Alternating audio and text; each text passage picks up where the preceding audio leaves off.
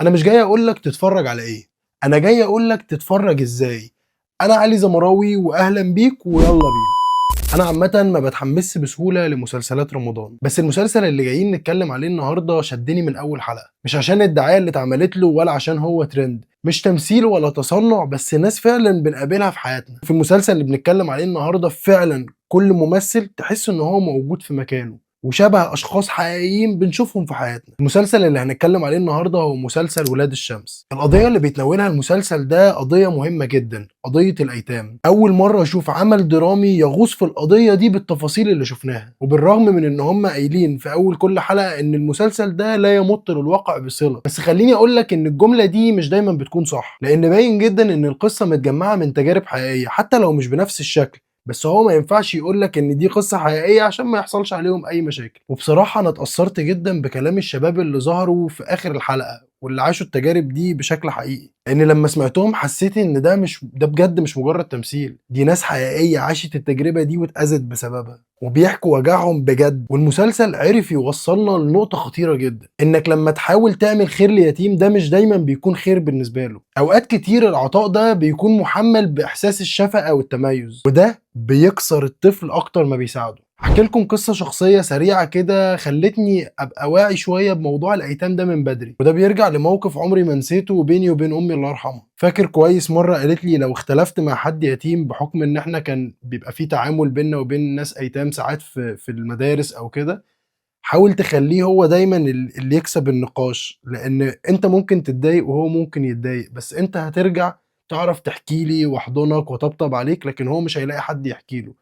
وده خلاني ساعتها افكر، هو فعلا هم ايه ذنبهم؟ يعني اليتيم ده ايه ذنبه بان هو دايما يحس انه ما عندوش حد يحكي له، ما عندوش حد ياخده في حضنه، ما عندوش حد يطبطب عليه، ما عندوش حد يتعامل معاه فعلا كأم او كأب، ما جربوش حتى الاحساس. والمناقشة دي خلتني فاكرها دايما طول عمري، ومن يومها بقيت شايف ان الناس دي مش مجرد محتاجة مساعدتنا، بيكونوا محتاجين من الناس اللي حواليهم ان هم يعاملوهم بشكل طبيعي من غير اي احساس بالعطف بقى والشفقة. الناس دي عايزة تعيش عادي، عايزين يحسوا ان كل حاجه عادي، مفيش اي حد بيديهم اي انطباع يخضهم، مع العلم ان انا فعلا عندي صحاب واخوات مروا بالتجربه دي في الحقيقه، وبجد من انضف واحسن صحابي. الشخصيات بقى في المسلسل ده شيء جميل جدا ومكتوب بذكاء غير طبيعي. كل واحد فيهم من بيئة مختلفة بس متربيين مع بعض في دار واحد، فطالعين مختلفين في التفاصيل بس شبه بعض جدا في المبادئ. في اللي بيدور على اهله، وفي اللي عنده امل يلاقي امه، وفي اللي ناس اتبنته كام سنه وزهقوا منه ومشوه، وفي اللي تايه مع الحب، وفي اللي كان نفسه يبقى مثقف. بس اكتر شخصيه شدتني فعلا في المسلسل ده كانت شخصيه عبيد، مش بس عشان الاداء، عشان كمان الرسائل اللي موجوده في الشخصيه دي. اول مره نشوف تقديم محترم لشخص قزم بعيد بقى عن التنمر والكوميديا. عبيد كان فاكر نفسه مجرد نمره في سيرك، لحد ما بابا ماجد العبقري محمود حميده شافه بني ادم وحطه في مكان ليه قيمه. بس للاسف هنا مع شخصيه عبيد هو وقع في متلازمه الستوكهولم، والستوكهولم دي معناها بالبلدي كده ان لم تستطع المقاومه فحاول ان تستمتع، وللي ما فهمش فسريعا كده لما اللي بيأذيك يبقى هو مصدر امانك الوحيد فتتعلق بيه غصب عنك، هي دي الستوكهولم. ما شفت شخصيه عبيد ما شفتهوش غير كده، ان هو عايش مع شخص توكسيك جدا وفي نفس الوقت هو بيساعده من غير سبب، هو مش عارف هو بيساعده ليه. ما ينفعش اتكلم على المسلسل ده من غير ما ادي حقه لابطاله. احمد مالك وطه الدسوقي والعبقري محمود حميده، الثلاثه دول كانوا شايلين المسلسل على ظهرهم. بالنسبه لطه الدسوقي فشخصيه مفتاح هتضيف له كتير جدا في تاريخه الدرامي، الشخصيه مش سهله نهائي وفيها عمق نفسي كبير. بالنسبه لاحمد مالك فهو دايما بيقدم مستوى ثابت ومقنع، ووجوده مع طه الدسوقي خلى بينهم كيمياء واضحه ومريحه للعين. وبالنسبه لمحمود حميده فاي وقت كنا بنسمع فيه كلمه بابا ماجد كنا بنحس بهيبه حتى من غير ما يتكلم، مع اني حسيت ان ده سبب مشكله في المشهد اللي بين ولع وبابا ماجد في اخر المسلسل. انا عن نفسي في المشهد ده كنت مستني يحصل انفجار، كنت مستني ولعه يهين بابا ماجد بطريقه معينه، يديله بالقلم يتف عليه، يعني حاجه زي كده. بس واضح ان رهبه محمود حميده صعبت على المخرج انه يطلب منه طلب فيه اهانه صريحه بالشكل ده، وده مش معناه اني بقلل من قوه المشهد، هم عملوه برضه وعملوه بطريقه ذكيه ووصلت المعلومه بس بشكل تاني. المخرج شادي عبد السلام اشتغل على المسلسل ده من غير اي استعراض بصري، وده كان في مصلحه المسلسل. كل حاجه كانت بسيطه بس في نفس الوقت متقنه، والكالر باليت الورم دي كانت خطيره، كانت دافيه كده، وده منطقي جدا لانه ملائم جدا مع اسم المسلسل وهو ولاد الشمس، وده بيدي انطباع اللي هو يعني ولاد الشمس فدي اضاءه شمس والشمس هنا مش بس ضوء، من وجهه نظري ده رمز للدفى اللي الايتام دول ما بيحسوش بيه غير وهم مع بعض في الدار. والصوره حسستني بده جدا، خصوصا مشاهد النهار كلها كانت مريحه رغم ان كان فيها احداث سخنه كتير. وبجد بجد بجد شابوه للمخرج شادي عبد السلام على المشهد الاقرب لقلبي، بابا ماجد وهو في اوضه التأديب والشمس داخله من السقف،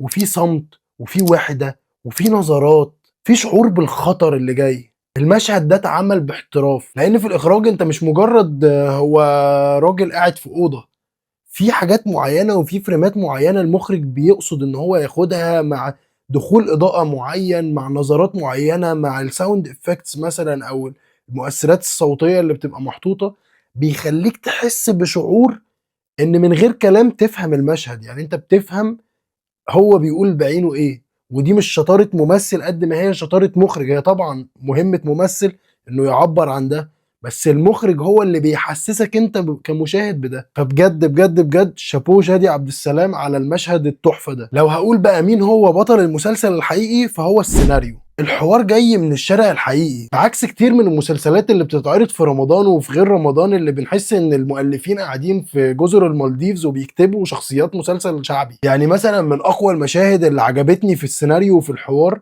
رغم بساطتها هو مواجهة ولعة بصاحبة الصورة. مشهد الجمل فيه قليلة جدا بس فعلا معبرة جدا جدا جدا، وراها ابعاد كتير ووراها حوارات كتير رغم ان الكلام اقرب للصمت. وبجد عجبني جدا اداء احمد مالك في المشهد ده، وحسسني قد ايه خبره السنين اللي فاتت كلها كانه جمعها كده وحطها في المشهد ده. المشهد كان صامت تقريبا بس مليان قلق وخوف وتوتر، وهو حسسني قد ايه هو خايف يخوفها، وفي نفس الوقت الكتابه خلتني احس ان هي كمان خايفه منه. وده شيء يعني مرعب بالنسبه له ان هو شايفها خايفه منه، فمن كتر حبه ليها هو خايف يخوفها، عكس شخصيته في المسلسل في كل المشاهد اللي قبل كده. وده بيخليك تشوف المشهد ده بطريقه اعمق من مجرد انه تمثيل وكلام بيتقال. وبجد بجد بجد بطل الموضوع هنا هو السيناريو. المسلسل كان 15 حلقة وده مناسب جدا، اكتر من كده كنا هنبوظ تدرج القصة وكنا هنخش بقى في مط وحشو ولت وعج. كان الايقاع زي ما هو كده كان مناسب وما فيهوش استعجال وفي نفس الوقت سلس. يعني انا لما قررت اتفرج على المسلسل ده قررت اتفرج عليه من كتر كلام الناس عليه، وده اللي حصل فعلا في الفوت اللي حطيته على الانستجرام في الستوري، ولقيت ان الاغلبية طالبين ان احنا نتكلم على اولاد الشمس، وده معناه ان الاغلبية هم اللي اتفرجوا على اولاد الشمس. بس شفت تعليقات استفزتني جدا على المشاهد بتاعة المسلسل، زي مثلا انتوا بتشوهوا ليه صورة ديور الايتام. انا مثلا عن تجربة شخصية ساكن في اكتوبر، واي حد ساكن في اكتوبر هيكون فاهم انا بتكلم في ايه، وان دي كانت من اهم القضايا عندنا هنا في فترة معينة. المسلسل ما شوهش حد خالص، بالعكس المسلسل ده انصف الناس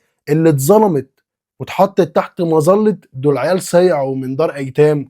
لا لا، لان عرض المشاكل دي بيدينا فرصة ان احنا نفهم ان الناس دي ابطال، الناس اللي قدرت تنجح وقدرت تحقق وقدرت يبقى في مكانات شغل كويسة وقدرت تسافر وقدرت تعمل صحاب وقدرت تعمل عيلة تانية، قدروا ينجحوا ويبقوا محترمين رغم كل الظروف اللي مروا بيها دي. واحنا من المسلسل ده فهمنا حاجة، كل دار ايتام وليه قصة مختلفة تماما عن اي دار تاني، واللي شفناه في المسلسل ده مجرد 1% من اللي بيحصل في الحقيقة، وانا متأكد من اللي بقوله لكم ده. من وجهة نظري تقييم مسلسل ولاد الشمس ياخد 8.5 من 10، وارشحه لاي حد لسه ما شافوش. واوعى تقول لي ما انت خلاص حرقت المسلسل، لا انا ما حرقتش المسلسل، واي حاجه قلتها لك دلوقتي على مسؤوليتي الشخصيه بقول لك انا ما حرقتش المسلسل. وكل اللي انا قلته لك هنا انت ممكن تستنتجه من التريلر او من اول حلقه. انا كنت واخد بالي من كل كلمه بقولها ومركز ان ازاي افهمك المود بتاع المسلسل عامل ازاي، وبرضو اخبي شويه حاجات عجبتني واضطريت ان انا ما اقولهاش لمجرد ان انا مش عايز احرق لك المسلسل. المفاجآت كتير جدا في المسلسل، بس اللي اهم من المفاجآت هو الاحساس اللي هيتغير عندك تماما لما تتفرج على المسلسل ده، وهيخليك تتعامل مع القضيه دي بشكل مختلف وتتعاطف مع الناس دي جدا، وتبقى بالعكس. يعني انا حسيت ان انا عايز اساعد الاطفال بقى الايتام الصغيرين مثلا، ازاي اقدر اساعدهم، يعني ازاي ايه الحاجه اللي ممكن اعملها تخليني مثلا اساعد الناس دي في حاجه او اعلمهم حاجه او اخليهم يطوروا من نفسهم. دي كلها مشاعر جوايا معرفش هعرف اعملها ولا لا، بس دي مشاعر اتبنت جوايا من المسلسل، وده اللي بيخليني دايما يعني اقول يا جماعه الدراما والافلام والمسلسلات، الحاجات دي كلها فعلا ممكن تغير وجهه نظر بشر. يعني ممكن قانون يتغير بسبب عمل درامي، ممكن اتجاه معين للناس او التعامل مع مواقف معينه تتغير لمجرد ان هو اتفرج على عمل درامي.